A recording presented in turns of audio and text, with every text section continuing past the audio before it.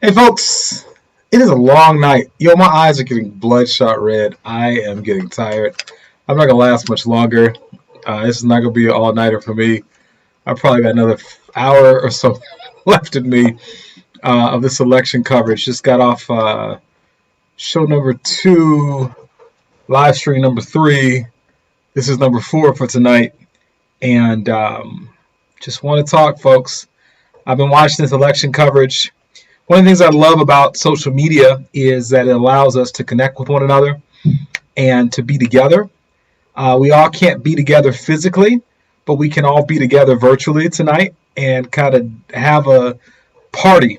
And I don't know if it's a party depending on what you're pulling for. Let's talk about some of the election results right now where we are. I'm going to bring on an attorney friend of mine in about 10 minutes. Attorney Louis Raymond will be joining us tonight. He is a political strategist and has worked on some national campaigns, and so he'll be popping into the room actually in less than 10 minutes. Hey, Jarima Gorham, burst in the books. What's going on? But man, this is crazy. So I'm here to talk all things election related tonight. And if you got anything else you want to talk about, we can do that too. Hey, what's up, Daniel? We can do that as well. So I'm just here to kind of talk all things elections tonight and to really get us engaged and get us going. People are coming in. Come on and join the party, folks. I told you I'll be back. We did this at 6:30. We'll be back. Hey, Sandra, how are you? Good to see you. Sandra, you always motivate me to work out. Every time I see your post, I'm like, I got to get my life together. So, Sandra, try to eat well. You know, you were always adamant about that. Sandra's a great physical trainer and in great shape, and so you guys should definitely check her out on her social media, and she'll get you motivated to get in shape. All right, folks. Okay, Miranda Kate, you're back. All right, come on. That's what I'm talking about. Okay, awful night for Democrats in Louisiana. So I was just on this panel, a national panel, bunch of folks. I just talked to, on the panel was a state senator from Tennessee. She said that the Democrats lost the U.S. Senate seat in Tennessee, but they won a state Senate seat, which they had not won. They had not flipped a state Senate seat in literally 14 years. So it was a very, very big deal for the Democrats to get that Senate seat. So that's a huge plus for them. Now, Florida, folks, 94% of the votes are in Florida. Hey, what's up, Temple? Professor Hemphill. 94% of the votes are in Florida, folks. And Donald Trump is up 51% to 47%. I did not even think this thing would be that close. What is wrong with this country?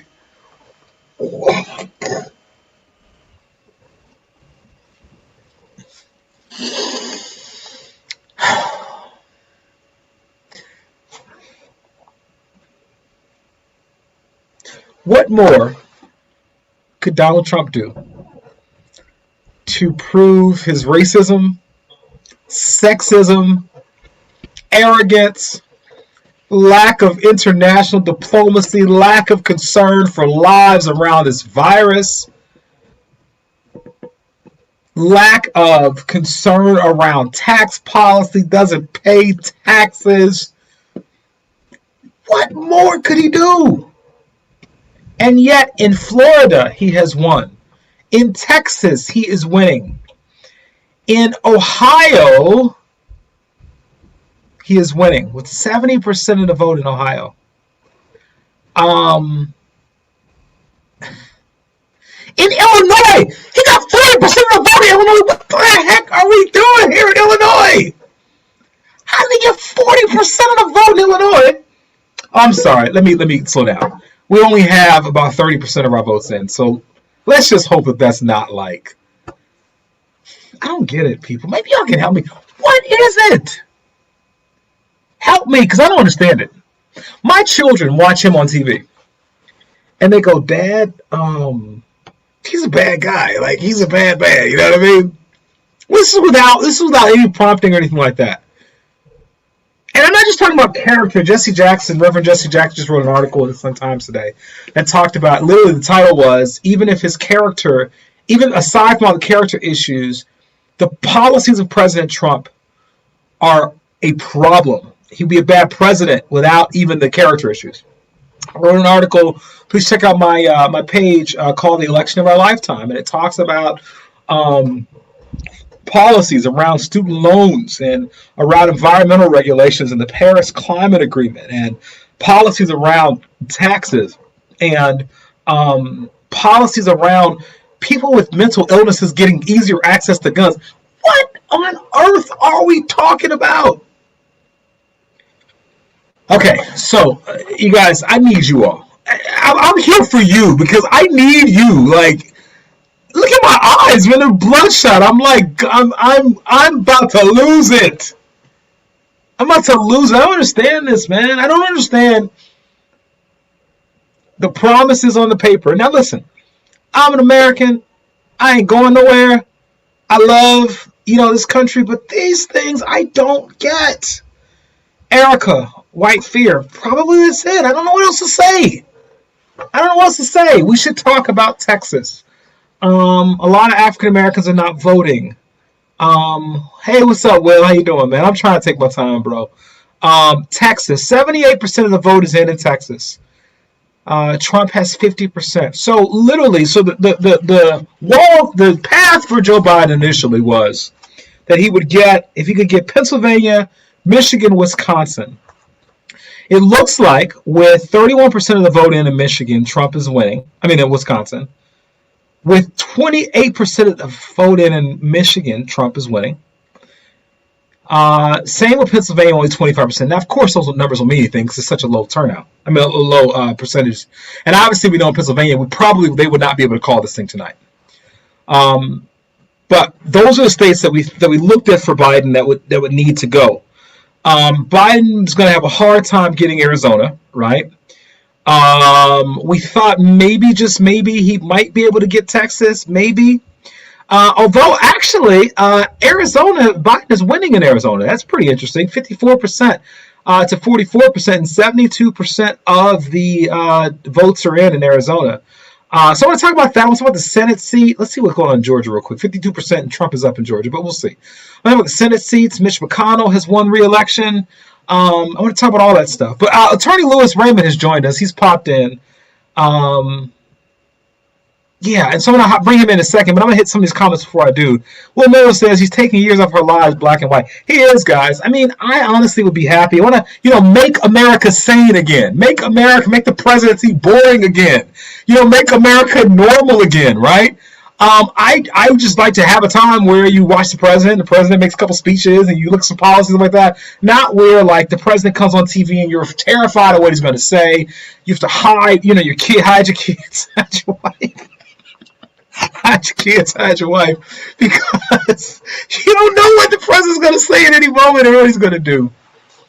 Guess we have to laugh to keep from crying. North Carolina is 88% in, and he's winning just barely. I don't think they're going to be able to call North Carolina. Remember, once again, North Carolina is extending the polls, extending their election time. So, Attorney Louis Raymond is sitting as 41-41. We're going to talk about that in a second. I'm going to bring in my guest in, so I think it'd be more fun to talk to him.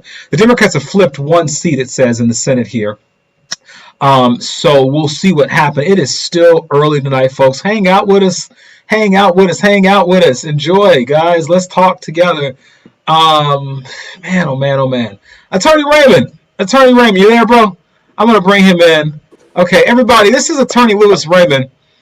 This dude is the man. You understand what I'm saying? This guy is a political strategist of all strategists, folks. He has worked on a bunch of people's campaigns. Can I talk about what you do? People, is it like secretive or something like that? You're fine. Alexi Janulis, he's worked up with Biden before, Al Gore, you name it. A little guy in the 9th Ward of the city of Chicago who tried to make a run for it to try to change his community and came up short, named Ted Williams, worked on his campaign too. But it is an honor to have you here, man. And, I've been running my mouth all night about this stuff, but I just want to shut up and let you talk, man. What's going on? How's the Democrats feel? Let me just go ahead and just keep this real here, okay, before we even get started, okay? I'm not horribly partisan. I know you aren't, like, overly, like, we got some conservative values or whatever, right? Right. But in this moment and season, it's pretty clear what team we got to be on in order to move the ideas of equality and fairness forward. So I don't want to pretend like we're like, oh, well, we don't care. No, we want the Dems to win in this race, man, for all of these issues that we're talking about. Right. So should the Democrat, I mean, how should we be feeling? Can I go to bed early tonight or not? That's the real question. Well, yes, honestly, you can go to bed. I mean, if you're waiting up to see the end of this, you can go to bed because it's not going to be. I mean, it's going to be similar to 2016. It's going to be a late night. One of the things that I really think is going to happen when these numbers are going to be interesting is because this has been an historical early vote, absentee. So the vote by mail is going to be historical, and those numbers are, some states they count them as they come, and then they produce them. Some states they count them late. Then you still have the fact is that some states have grace period, so just for the mail. So you have 2 or 3 days before those numbers come in. And so, since some of these numbers are going to be so close. Hey, Louis, I got to stop you 1 second. I got one comment that says it's hard to hear you. I'm not sure if that's for everybody, but if that's just them. So I don't know if you want to either get closer, turn up something. I don't know. I mean, obviously these things are crazy. I'm going to mute myself to make sure we're okay. But hopefully we should be okay. So I can hear you, but I got at least one comment that said they can't. So I just want to make sure that you're heard. But what you're saying is extremely valuable. So. You good? Let's see. Yeah, let's see if I can put on these headphones and make it a little bit. It sounds good to me, but go ahead. So one of the things I was just kind of talking about is that with these early votings coming in, I mean the vote by mail coming in the way they are, and it's been such a historical year for that, it's going to be difficult to know where these numbers are coming from. That's one of the things that is really important here when you look at the numbers coming in, is these are the districts these are coming in. Are there the early votings? So it's not as easy to judge as it is from historically years past. Because historically, what you look at is the metropolitan areas, the major metropolitan areas are the ones, those are generally the numbers that come in first. Because they tend to have the machines, the technology, and things of that nature to make those votes come in faster.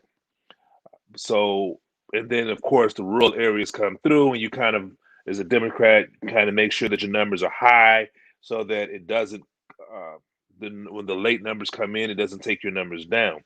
So you still have the military and the vote by mail that are still some of these numbers that need to come in. That being said, with it being so close, one of the reasons why this will not be, it'd be hard pressed for it to happen today. Here are the key states that can really happen.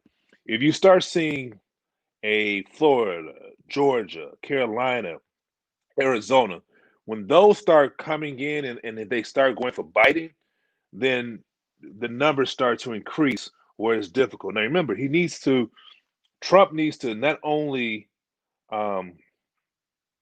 Trump needs to hold steady all the states that he won, including Pennsylvania, Michigan, and Wisconsin, which Michigan and Wisconsin tend to, by polls, not going in his favor. So we don't know what the numbers look like yet, and they're still coming in.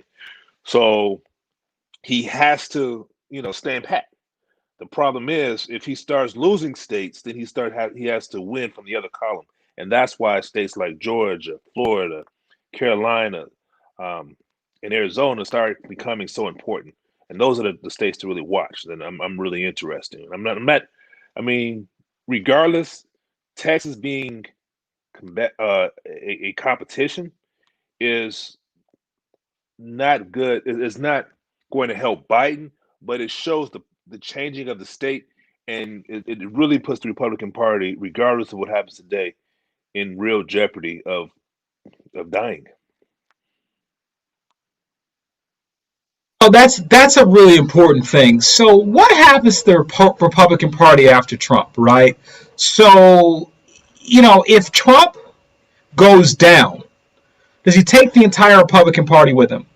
If Trump wins, where do we go? So I'll give you a perfect example. So there's the senator from, I think it's from Nebraska. I'm pretty sure it's from Nebraska. Senator Ben Sasse. And Senator Ben Sasse, actually, interestingly enough, he's in Nebraska. I I actually met Senator Ben Sasse at a conference some years ago. I was unbelievably impressed by this guy. And he spoke extemporaneously to this conference I was at. I mean, just sharp storytelling. I remember, a few politicians I've heard and met over the years that I've been impressed by as speakers: Bill Clinton, Barack Obama, Mike Huckabee at one point. They're all sort of compelling characters, right? And Ben Sasse was like as bad as all of them. And this is the pre-Trump era. He's a moderate Republican, with some things we could agree on, this and that. But Ben Sasse, who initially criticized the mess out of Trump, as did Lindsey Graham, has now become a Trump supporter. And what happens to these guys, these moderate Republicans who could get a moderate person to support them, who've basically sold their soul for this guy? And I hate to say it like that, but honestly, I'm going to call it what it is, bro. They basically sold their soul for this guy. What happens to them and the rest of the party after Trump? Well, regardless, it's really going to be difficult for them to move forward away from Trump. And so either I just hate to say it, there is no moving forward from them. I mean, without Trump, even if Lindsey Graham wins and succeeds, if Trump loses, Lindsey is sitting in a bad place because, yes, he gets 6 years, but he's not going to be able to be a national figure. So he's going to have to spend 6 years to try to undo it. And it is a real question, because not just you're looking at those who you see in the forefront, but what about those political operatives who stand behind? I mean, I have friends who are, they're Republicans, but they're big operatives now on Fox News supporting them, where you're now losing friends, not because they don't like you anymore, but he's being so divisive that it's like, okay, I now question your morals, your logic. It's not just that I don't like you because of a policy. And see, that was the issue. Prior to Trump, it was a policy issue. Like, we can disagree about policy and then move forward. But when Trump has been such a divisive figure, where he's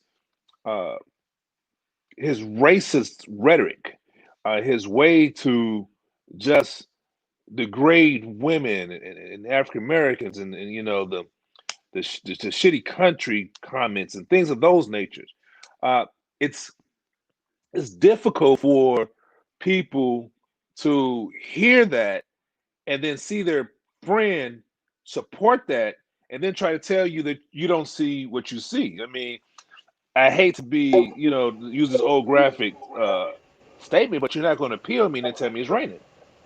And that's kind of what it feels like when somebody tries to tell you that Trump is still a great person. And it's like, what are you talking about?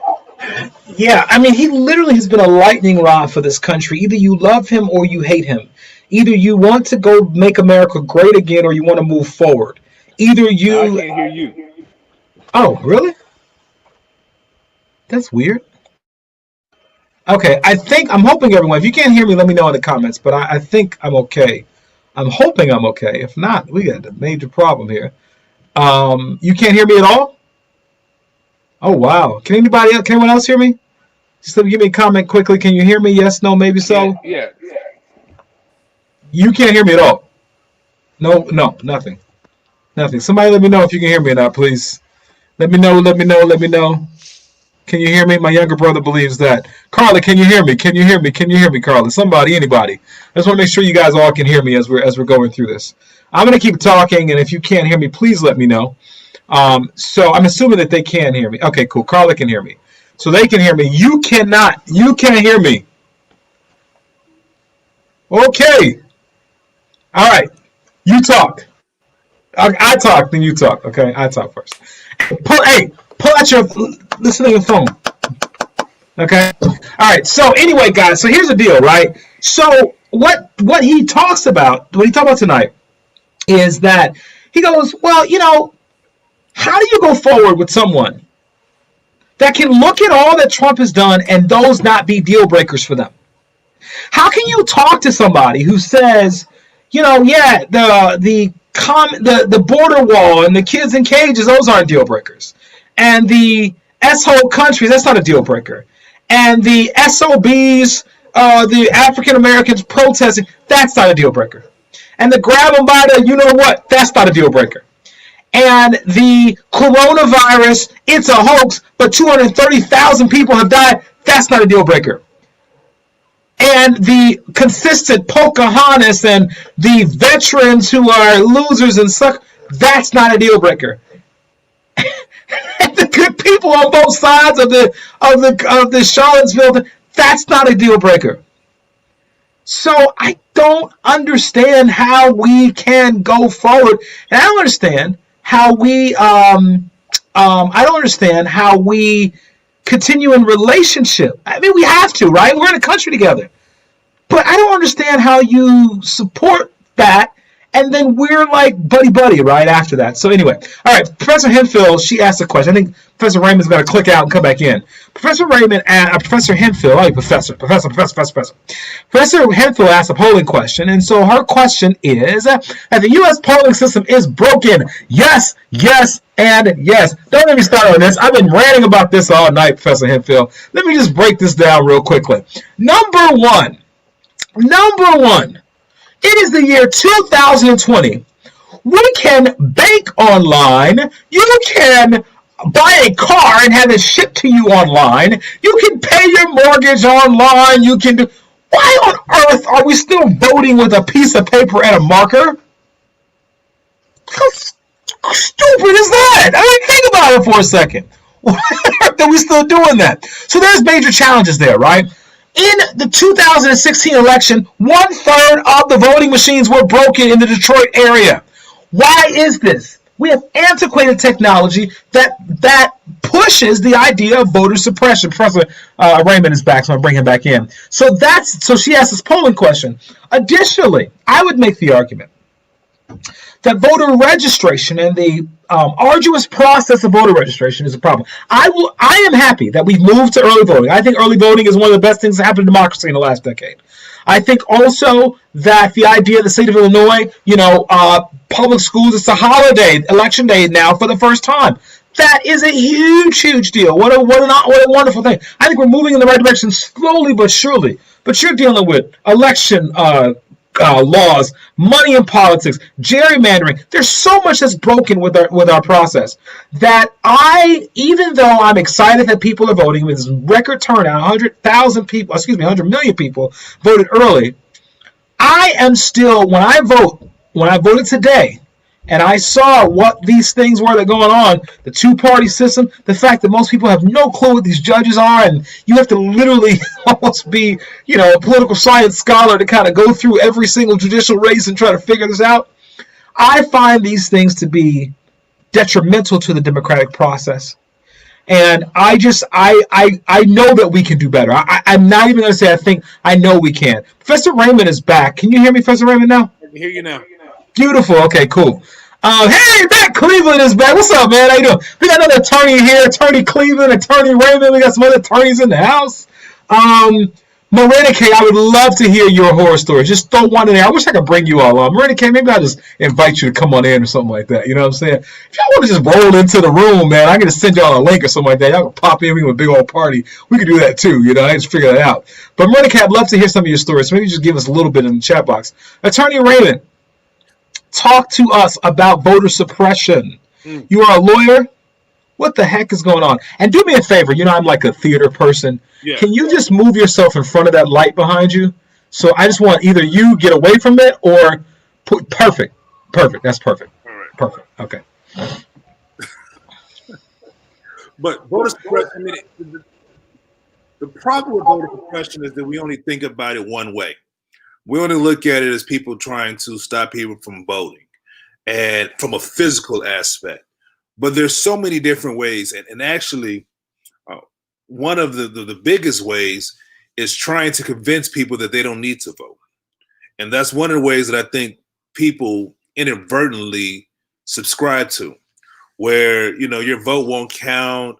One of the biggest things is you can't vote for that person, and it is a political strategy because despite what the candidate the more or less antagonist, no matter how bad that person is, this person is bad too, so you shouldn't vote for them as well. One of the things that was real big, and I've had this discussion since 2016, it was that you heard everybody saying, don't vote for Hillary because, I mean, she called black people super predators. And it was like, she didn't.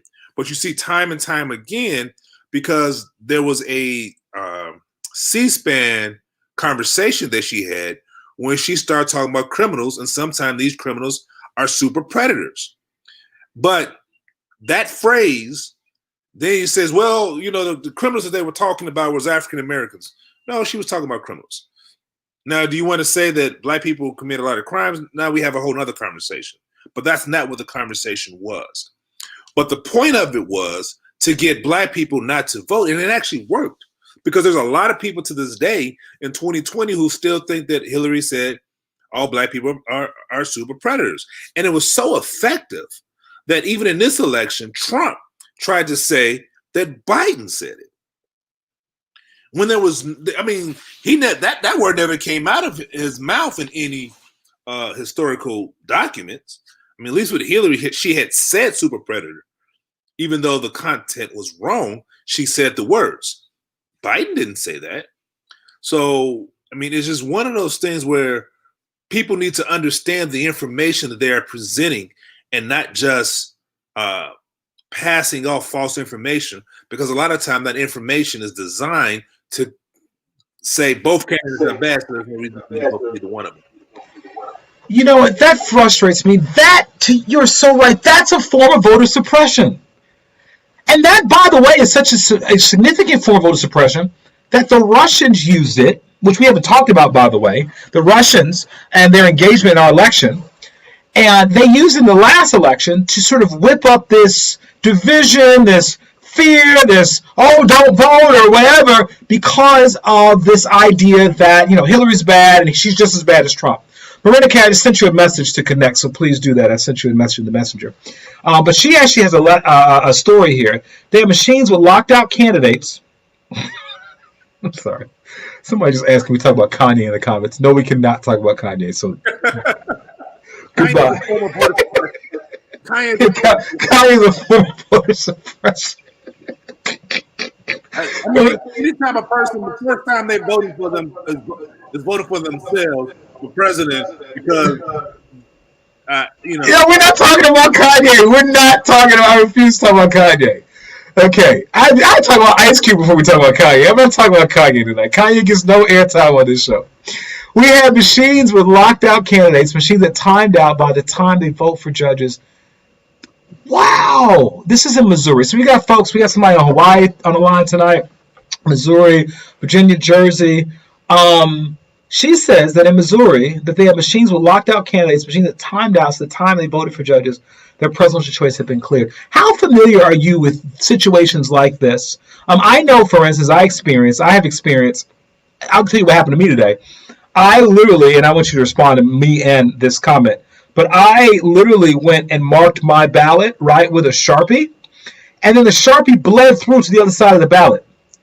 And I was, yes! And I flipped the ballot over, and I could see all the stuff I had put on the one side, and I said, well, there has to be a problem with this when I put this in the machine. And so they go, well, if it goes in the machine, then the machine will let you know if it's, you know, this kind of miscount or something like that. And I was literally about to get a new ballot. I was very angry, but see, the last time I went to vote at this polling location, they called security on me.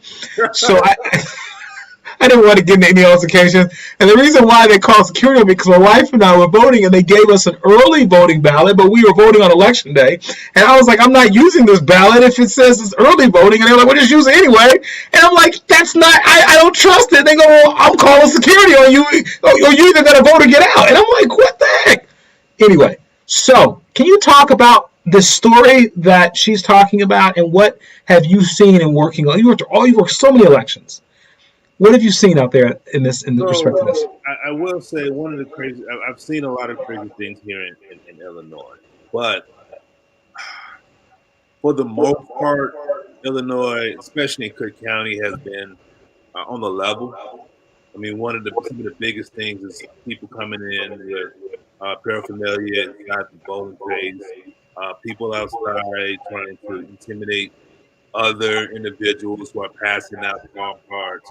Um, we don't get too many of the actual election issues as there are in other states. In other states, it gets pretty bad.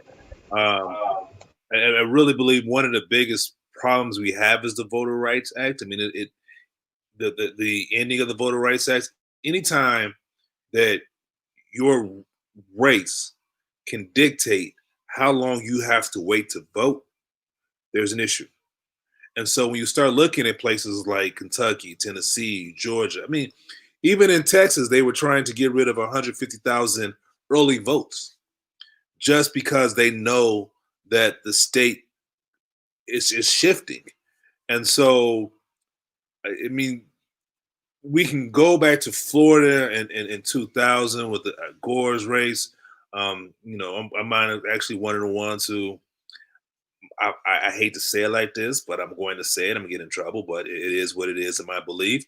I don't care about Florida. He lost Tennessee. So if you lost your home state, I mean, Florida, if he won his home state, he was president. So at the last minute, you realized that you were losing. And so you made a mad dash to the one state that was close, and you didn't pull it out. So, and your opponent's brother is the governor of that state. I mean, I don't have any, from a political point of view, I don't have too much. We're talking about the 2000 election, folks, with Al Gore back in the day. Yeah, man, that was crazy time. Will Miller says in the comments section, Will Miller ran for office out in Gary, Indiana as well. So we got a lot of folks on the line who are politically engaged and that sort of thing. Will said, you expect things to be right. Well, that is the problem. We expect people to act right. We have high standards. Honestly, Will, that is the truth. I expected this country to reject what we've seen, Trumpism, and they haven't. Go ahead. No, I mean, I'm shaking my head because that is the scary point of this. You Republicans, there's an old line that Democrats fall in love, Republicans fall in love. I mean, Democrats fall in love, Republicans fall in line. And this is so true. And so when you look at Republicans just ignoring everything about him to say, well, we got judges and he's against abortion, which he really isn't. But we got judges, and like, can you say that again, please, for those in the back who missed that? Right, he's not against abortion. Let's relax. I mean, let's really call a spade. He has been a Democrat, and I really believe he's that Archie Bunker New York racist. So I mean, that's who he has been. Democrat. That's who he has been his whole entire life. He only became a Republican so he can run for office. That's it. And it is one of those mindsets that, Democrats just won't vote. I mean, people who they don't like, even in, Illinois is a perfect example. I mean, it's a very blue state, but people didn't like Quinn. And so Ronner's able to win. It's like Ronner didn't get, there wasn't a historical vote. No, they just didn't like Quinn, and some people just didn't vote. So that's one of the ways to go. I'm sorry. No, I'm sorry. Please continue. I didn't mean to stop you. I think Chidozi, what's up, Chidozi? He had asked a question about values and the nature of this. I think you kind of answered that question. Knowing what we know about Trump, seeing the votes he received, what does it say about the nature of America? I mean, values are no longer valuable for. I think you kind of hit that on the head in terms of what you were just saying. The values issue. Republican Party can no longer say they're the party of values. Let's just say it. I mean, they're not, because there is no value when it comes to this guy. Dave Fowley puts in the comment section, what if Biden was the Electoral College?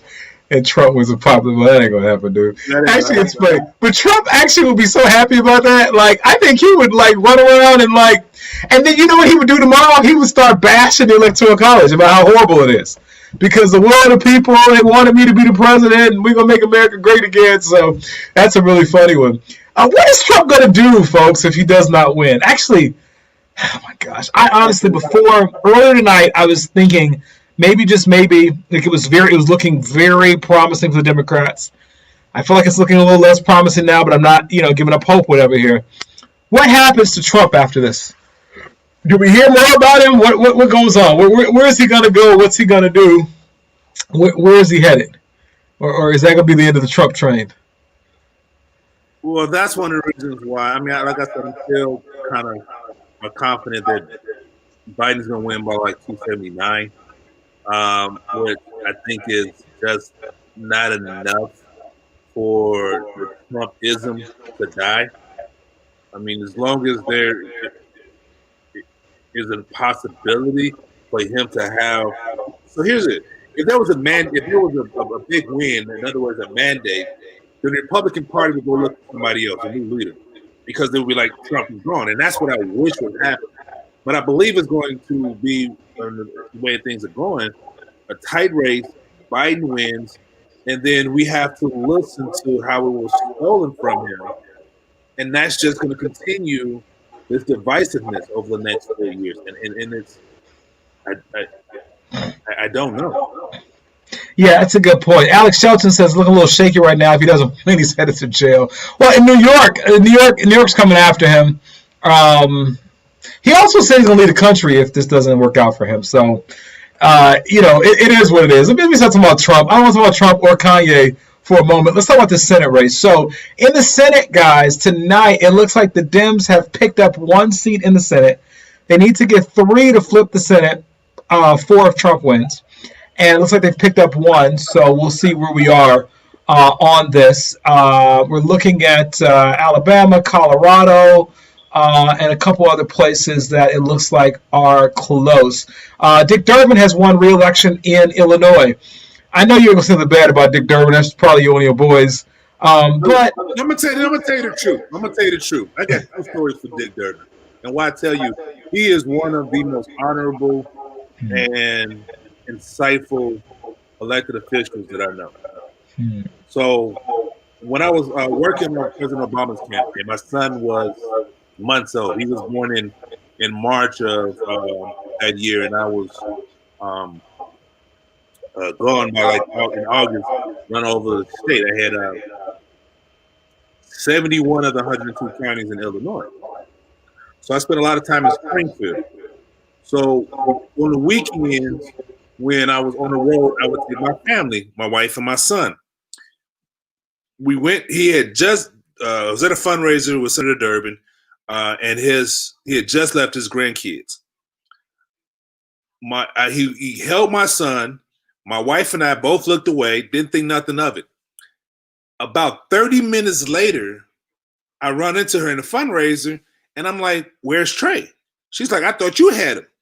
Senator Durbin had my son and went around the whole fundraiser and would not let him go. That was my second favorite story of him. Wow.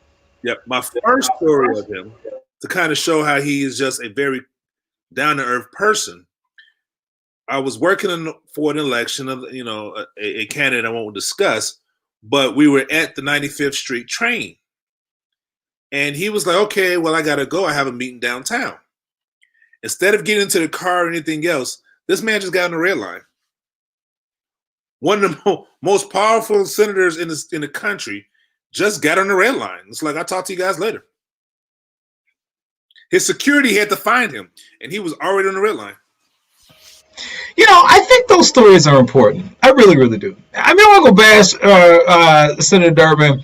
I'm always for, getting new folks in or whatever, but I will tell you that those stories are powerful because, people try to separate character from policy. I don't think you can.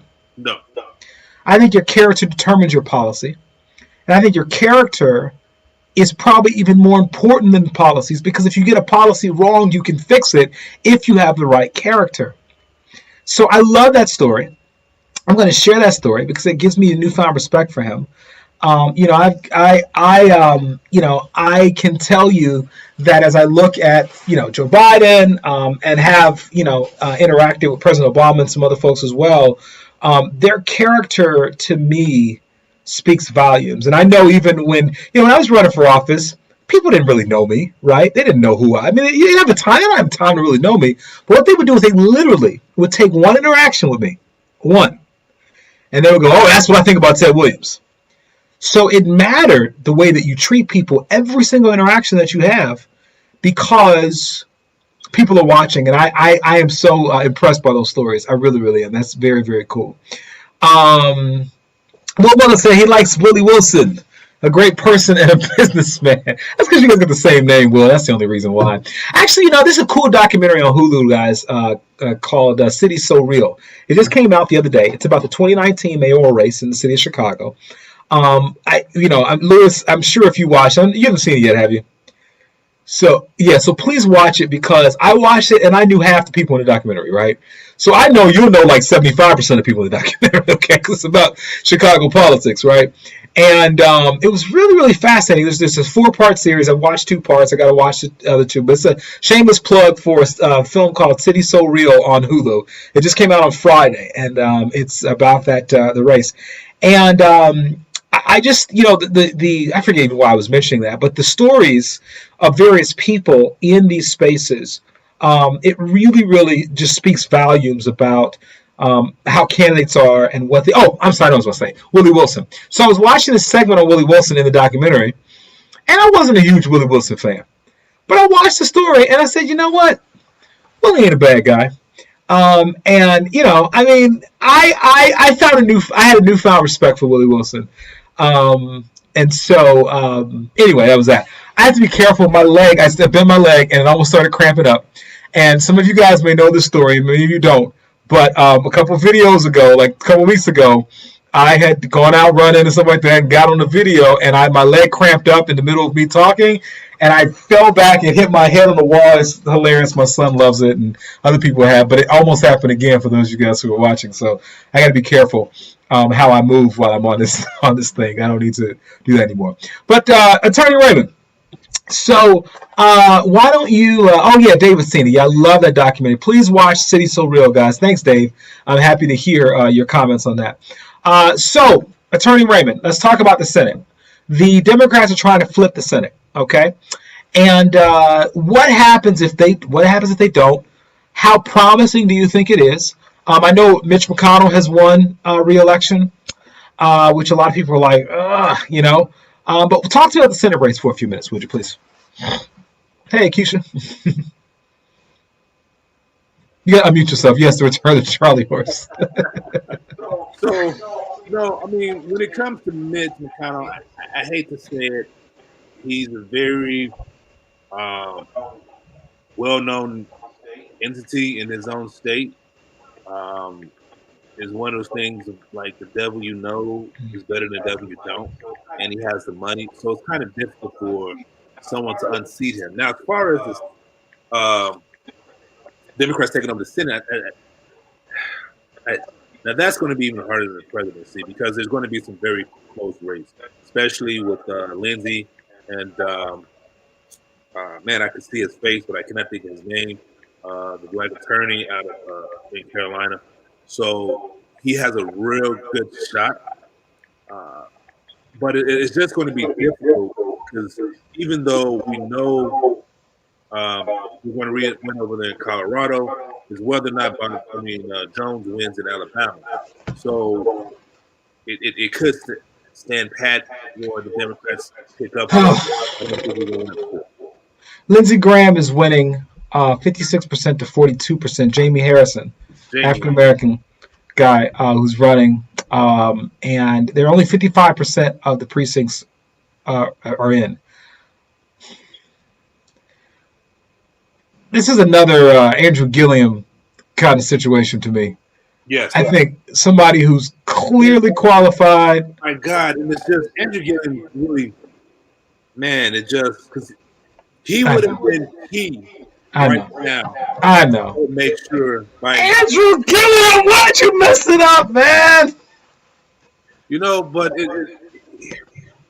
I mean, let me not joke like that because everyone has personal, moral challenges and stuff like that. So real issue that I wanted to kind of just discuss that people don't realize how hard it is to do that run.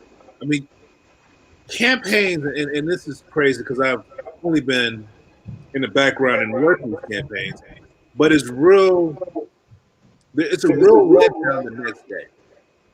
When you've been working on this for 12 months, sometimes longer, and this has been for the last 2 to 3 months, something that you've done every day, 12 to 14 hours a day. And then it's just over with. It is a real letdown, and it's something that's just real hard to get over when you work in that campaign. And I mean, even on a small level, alderman or on a larger level, but once the campaign is over with, when you lose, it just takes so much out of you that someone who's already suffering from a mental illness can allow that to just kind of take them down. And I really feel sorry for them. And I just don't think people understand how devastating it is. And to lose on things like that is so. It's not like you lose something that's private. It's a loss, and it's a loss that's very public. And I do feel sorry for people the day after. And that's one of the reasons why one of the most important and proud moment in this country is not really the president's acceptance speech. It's the opponent's concession speech, because it's always a sign of not that that no matter how hard we fought up until this day, the next day we're still Americans. And that's just one of the problems that I think that we're going to have when it comes to Trump. We're going to lose. There's no humility when it comes to that individual. And so, I mean, it's that speech that allows a peaceful transfer of power and for this country to unite and move forward. And that's just not in his nature. You said it very well. Hey, Appreciate Faulkner, what's going on? If you guys just popped in, he was talking about Andrew Gilliam. And why are we talking about Andrew Gilliam? Because we were comparing Jamie Harrison to and his race against Lindsey Graham in South Carolina, who's losing right now, who, for all intents and purposes, should be winning this race. Same thing happened to Andrew Gilliam in Florida. And he talked about the personal experience of losing a campaign and what that does. And I'll tell you, having lost the campaign, right, not nearly at that level, not nearly as public, right? So I couldn't walk around the ward for a few weeks, but I could go outside the ward and go other places. And you know what I'm saying? Like, I could drive across the city and nobody knew who I was, so it was okay. But in the ward, it was like, oh, here's a guy that lost the race. But imagine the whole state, right? The whole state. Country. That I can only imagine. And I know, obviously Andrew Gilliam's moral failings. If you guys don't know, I'm not going to talk about it. You can Google it if you don't know. But they were so huge and so public and so embarrassing, honestly. I mean, he felt hard, right? And, and I don't judge, I mean, part of, my faith is, judge not lest ye be judged, although I'm not suggesting that we don't judge anything. But I do think that in faith, when you talk about casting the first stone, I think that is a real clear principle. So, I mean, I don't want to go after the guy in that way. But I can understand the feeling of loss, because I felt that very heavily too after I lost in 2015, and just sort of figuring out and just wanting quiet, right? I went literally I never forget this, that I posted on Facebook after we lost the race. I went and there was this children's like Chuck E. Cheese kind of area with the balls and stuff like that, and my kids and I just jumped around, my wife for a couple hours, just letting go of everything, you know. And so I can only imagine what that will mean. And I think, to your point, the challenge is, if President Trump does not win this race, will he have the humility to bring the nation together? And I would say, you know, as Maya Angelou says, you know, if people tell you who they are, Believe him. Trump has shown us time and time again who he is. So if he does not win this race, we kind of know what to expect. Yeah. So anyway, Keisha Keys is in hanging out with us, and Temple Hempfield. So I'm not gonna keep you forever, Attorney Raymond. I know you're busy, and you've been with me for a while. I really appreciate you. So you know, give me a few more minutes, a few more comments, whatever.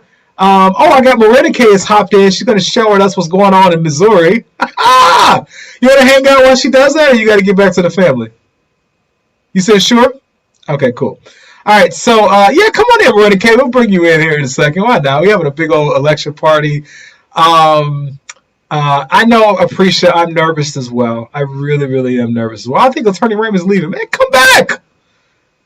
Come back! There you go. Oh, you're doing it on purpose. Okay, yeah. If your wife got any problems with you, man, tell her to call me, man. That's my homegirl, okay? Tell her I let you stay for a few more minutes, please. You know. Oh, she's still working at the election. She is. Oh, I'm sure she is. Yeah. My wife is probably the one calling me like, dude, come upstairs. Like, what are you doing? Like, my kids, they see me come out. I've been on all night, basically. I've been on since 6 o'clock, folks. And, I plan on not going anywhere, right away, because this is super important. Marina K, what's going on? Hi. Oh, my gosh. It is so good to see you. It's been so long. This is one of my former students who's just phenomenal. She's out in Missouri now. And say it again? Louisiana. Oh, Louisiana. I thought you were in Missouri. Oh, my gosh. Okay, I said Missouri. Okay, no, this is awesome. So tell us, you said you're seeing some stuff going on in Louisiana. Louisiana is not looking great for the Democrats. So I need you to tell us what the heck is going on. What are you seeing? How are you feeling? What's happening in Louisiana? Us folks in Chicago want to know, and other folks around the country want to know too. Talk to us, Marina K. Today it's been a very hard day. So we had a very successful gubernatorial race in November. If people don't know, we have the only Democratic governor in the Deep South. So heading into this election, we just had a lot of hope that we would be able to make some significant changes with Democratic candidates. Unfortunately for us, with COVID and our pushback of our primary election, we just, as a state, we got a late start for people really, campaigning and educating voters. Today, because we had early voting, for the past 2 weeks, and we saw a wonderful turnout. Today was just, it was so crazy. We didn't even have assurances for generators for polling locations in New Orleans until Saturday.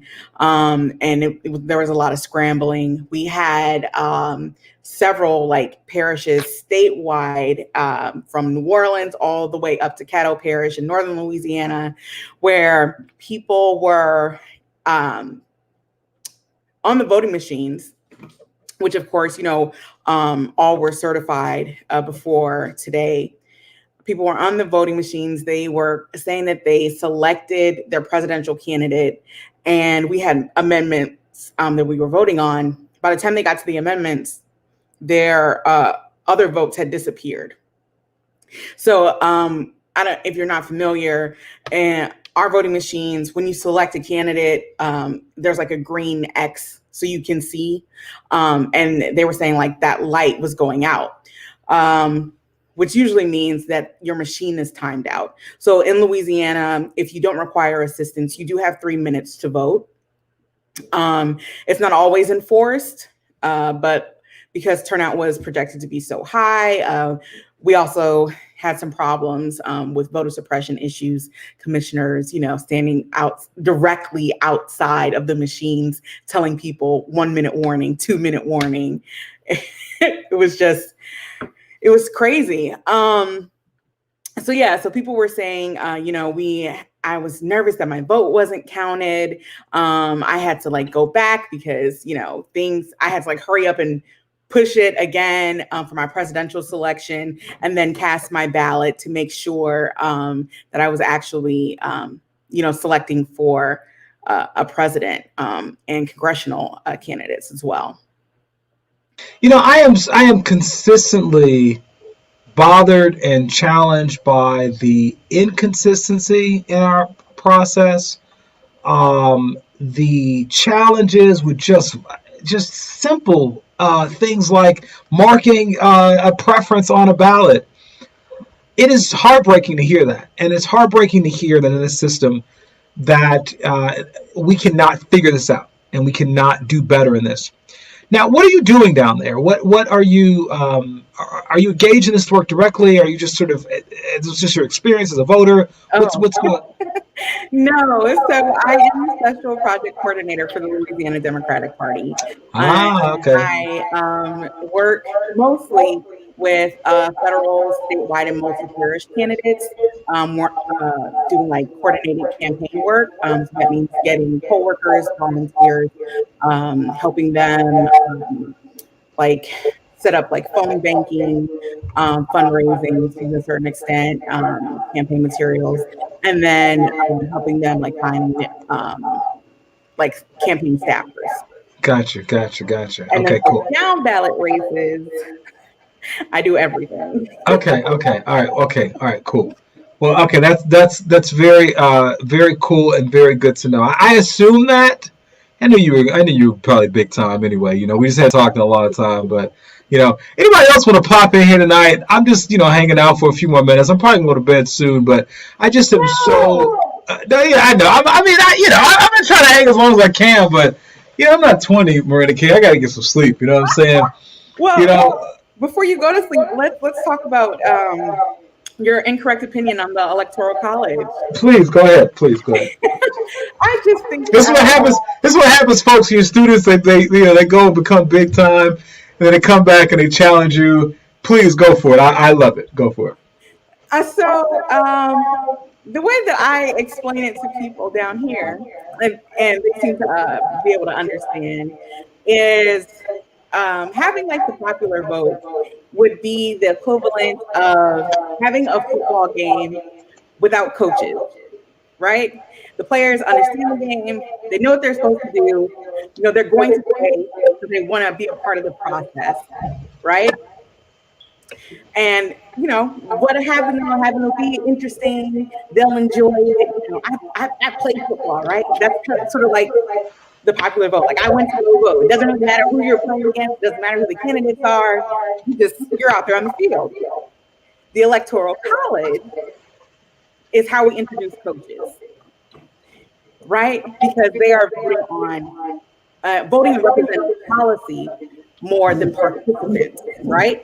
So as coaches understand the game, that is the way the Electoral College understands policy and is able to get to the heart of what really needs to be represented and select the candidates that really can solicit change. For better or for worse, that's why they're there. So I don't think the problem is with the Electoral College. And I don't think the general population is responsible enough to be able to handle that presidential vote. Wow, you sound like one of our elitist founding fathers, Miranda K., who thought that the people should not be able to handle it. Now, honestly, I could agree with you on that because, in 2004, more Americans voted in the American Idol election than in the presidential election. And so I sometimes am concerned about direct democracy as well. I am sometimes concerned about it. But I think if I had to err on either side, I would err on the side of the people's votes counting more directly. And honestly, the Electoral College, if you can play the game well and win it, right, it can work for you. That's kind of where we are in strategy. But we have to really ask ourselves the question, is it the best representation of the will of the people in the country? I'll ask you that question. How much does that matter? And this is the only reason I ask you that, because people don't like to vote on what is best for them, right? People usually are not going to vote to increase taxes for their school districts, even though they need it, right? They're not going to pay attention to amendments that may or may not generate much needed revenue for their state. You're voting, most people vote on their own interest, or, you know, I like the way this candidate looked in this lighting on this debate.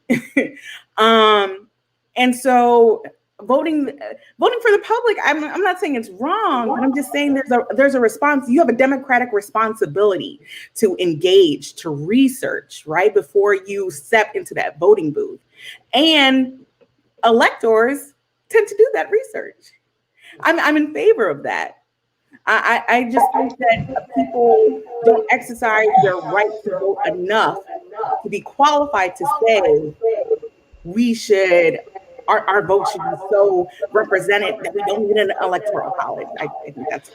Well, the electoral college technically just follows the popular vote of the states. The electors don't necessarily insert their own will unless they're faithless electors. So for the most part, they're following these crazy people in these states, right? Who they have the option to. Well, and they do for the vast majority, right? So you have anomalies, right? You know, faithless electors who at 3% of the election, 3% of them will flip and go some other way, but the vast majority do. But I do get the point. I do believe in voter education, and I do believe that that people in America make some really uneducated voting decisions. Let's just put it that way. I'm gonna try to be nice because we're on air. If we weren't on air, I probably would say it more directly. Well, I know that you had some comments earlier, but I'm shocked at the numbers that I'm seeing for Kanye West in Louisiana. We're almost at like 3,500 votes, and I personally want to look these voters up and just ask, like, what happened? What? Kanye's got what? I think he's got. Are you serious? Let me look this up real quick. Kudos to the New York Times website, by the way. I've used a lot of different websites tonight, but the New York Times has the best, most comprehensive. I'm giving them a shout out. They got real live stuff, click by click, state by state. I mean, they're moving. Kudos. They're to me, they're knocking it out the park in terms of us keeping up on this. Kanye has. I can't, but they don't have Kanye on here, so I don't know. I'd be very interested to see. You know what? Maybe I'm not surprised by that. You know why? Because Donald Trump is president of the United States. Okay. He has 3,818 votes in the state of Louisiana right now. That's nuts. That's nuts. That's nuts. Go Kanye. So. Anyway, Miranda, give me some final words here. I'm gonna shut this down in a second. Give me some final words about tonight. Are you hopeful? Are you discouraged? Encouraged? How you feel? No, I'm definitely not discouraged. I think that there should be a lesson about the importance of understanding your voting rights. Right. There's still time to make impact changes. We can be recruiting candidates. That's immediately what we should be doing, right? We can be educating voters going forward about how we can get out of this process, how we can impact legislation or contact our representatives so that midnight registration is not. I mean, midnight laws and policy are not passed. We have the opportunity to change, even though, it doesn't look like it. Donald Trump being president is not the end all. And we definitely need to remember that. It's going to be reflected in the market tomorrow. We're going to see that. There's going to be some interesting Supreme Court cases coming up. So we do have the opportunity to change. And people should just remain hopeful and vigilant. I love it. The real work starts tomorrow, right? If Donald Trump wins this race, I'm gonna make a pledge to folks because we got to get involved, folks. Donald Trump wins, I'm running for office again because I can't sit back and watch. Let me tell that right away. I didn't say win. But I'm telling you, man, we have to get up and do something, right? We can't just sit back and honestly, I hate to say it, the one good thing about Trump is that he woke us up. I think if Hillary had won, I think we would have been asleep. And I wanted Hillary to win. I voted for Hillary. But I think there was something about the overtness of his racism, misogyny, and his hearkening back to the days of old that did something to the country. And I don't know. Trump has 118, Catherine? No. Professor Raymond, I got 112 and Biden at 209. I have 118 and 209. You got 118 and 209? Right, so yeah, that's where we are. I guess we got 118 and 209. Okay, all right, okay, 270. Okay, we good? We good, people? Professor Raymond, we should be worried. Is that are we okay with that? Is that a bad thing? Unmute yourself. I mean, I'm not happy with it because, like I said, I do think that Biden will be around 279, but that's not a good. It's not a good way for the country to move forward. I mean, I'm still kind of confident. I think it's going to be a long night. One of the things about this 279 is you still have, of course, you still have California that's going to be in those numbers. Arizona, it's just going to be interesting. Those states is going to be real interesting as we move forward, but it's just not a good. It's not a good thing for the country for him to win by so small of a margin. At the same time, we're so divisive, and he's a divisive individual, so it still gives him a platform. And he's going to try to say if he's regardless tonight, he's going to say he won. Let's do that. Let's realize that he's going to say he won. So now that's true. You're right. So you have to look at the ability for him to say I won. I was leading. I was winning when I went to sleep, and I wake up, and now we're all of a sudden found these votes in some box somewhere, and that's how. No, that's not what happened. We've been saying it's going to take this amount of time, and he's going to go to court, and it's just going to drag on. And that's one of the reasons why Mitch McConnell's whole deal was he can do whatever he wants. We need to make sure we have as many judges because they last a lifetime.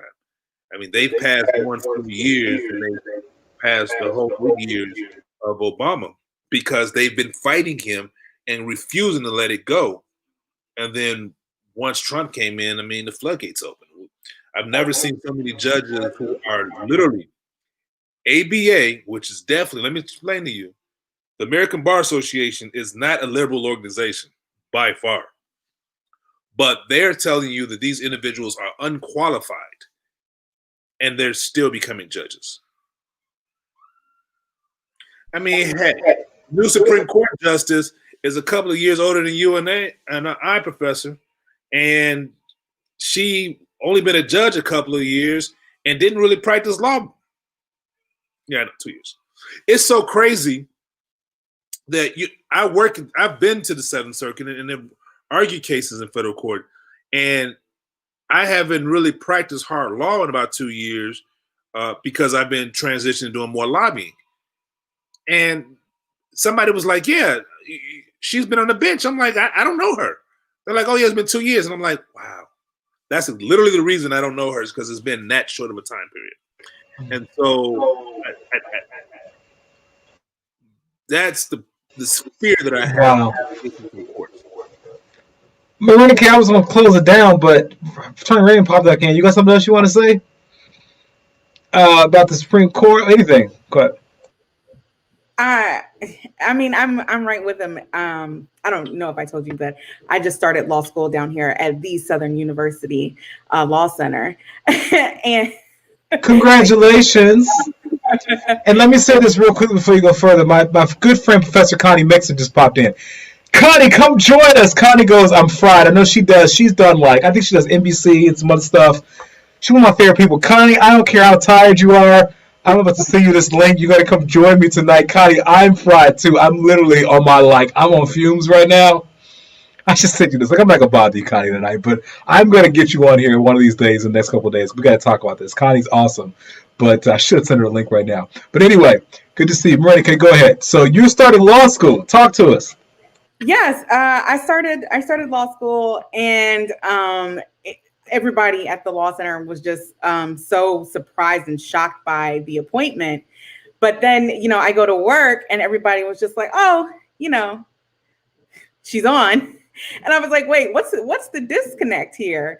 And one of I won't mention who it was, but one of our state reps was just like, "Well, she got on the court with no experience, but to be popular in Louisiana, you have to do a felon, you have to commit a felony. So either way, we didn't have high hopes." And I was like, "Oh, all right. I don't know what that says about you as a state rep, but that's interesting." So I think there's just like a lot of there's just so many low expectations, especially like in the South, for who is representing us as judges, as state representatives, as governors, that, the appointment wasn't even surprising. It was just, more politics as usual. Wow. All right, guys. So here's the deal. Florida's 94% in, and it looks like your favorite MAGA president is going to take Florida. Georgia's 65% in, and Trump is winning there also. Texas is 84% in. Trump is winning there. Arizona is 75% in, and Biden's winning there. Pennsylvania, 43%. Trump has a lead, but it doesn't mean much, right? We talked about that. Ohio. That's the same thing. Say it again? That's the same thing for the other states, because you don't. I mean, we have to try to figure out to change our mentality, because when we say percent in, those are precincts. And Got it. It doesn't really do the math for what the early vote is. And so that's where a lot of this issue is going to be, because it's been a historical number. Oh, this is going to be crazy this week trying to figure this thing out. This is going to be absolutely nuts. So that's why Lawyers. if it wasn't for you, I'd already be in the bed asleep. Okay. All night. You guys, I'm trying to have like an all night. We're going like live for 5 hours, People are dropping off, coming on. I'm literally going to it's like, how long? I laughed at that because it was 2000, because I was helping out Al Gore's campaign, and it was the craziest thing to go. It was like, it had to be about 3 or 4 o'clock in the morning when I finally got to sleep. Yeah. Sleep and wake up 4 or 5 hours later, and everybody's talking about that over. It was like, what? Yeah, like 30 days or something like that. I think it was 30 days back in 2000. I remember I was in grad school. I wish I was in 30 then, because I'd have been down in Florida, but. Yeah. So anyway, guys, go ahead. We're calling this a long night. I've been going since 6 a.m. My candidates were up this morning. They had me calling. Miranda K, there's one difference between you and me and this gentleman over here. One major difference. We have little ones running around here that wear us out, multiple ones or whatever. I had a lot of energy before them. You understand what I'm saying? And I'm actually, by the way, I'm gonna try to. I was out the door already at 5 o'clock this morning. Right. Yeah. So I'm gonna try to stay up on the couch, but I don't know how long that's gonna last. But counsel, when you finish law school, you're gonna make your way back up there. Definitely give me a call. Yes. When you get done with law school, talk to him, please. Okay. Absolutely. So you guys, maybe I'll have you guys come back later in the week. Maybe we hang out again another day in the week. Sounds good. Let's make that wonderful. happen. All right, I would awesome. love to talk to some of your students. I would love for you to do that as well. So I'm going to arrange that, even as early as this week. Matter of fact, I have a class tomorrow at 2 o'clock on state and local politics. If you got some time, let's just shoot me an email just confirm, and I'll send you the link to the class. Okay? Yeah, I'll send that right over. Awesome. Thank you so much. Good night, you guys. Thank you all so much. Okay. You guys, thank you all for joining me tonight. I am done. I am fried. I did WCIU tonight. I did this faith talk for 2 hours. Been on here for like 2 hours or whatever. Gonna go to bed. I'm gonna pray about this situation in this country, guys. I cannot believe it's this close. But We shall see. California's not in, folks. Pennsylvania's early votes are not in. We'll see what's going on. To turn Raymond's point, these are precincts, but not all the other votes. Have a great night. Stay hopeful, you guys. Let's fight for our democracy so we can fight for justice in this world. Take care.